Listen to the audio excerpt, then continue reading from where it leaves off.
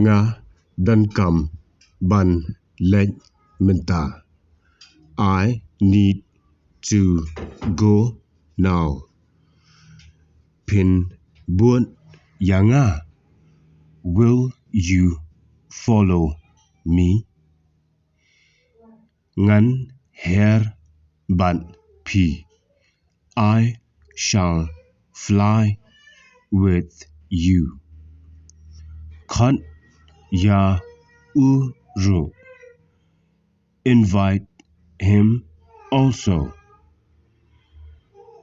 U tieng kum ban yam no.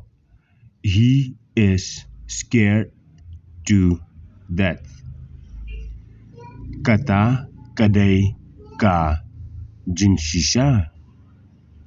Is that a truth?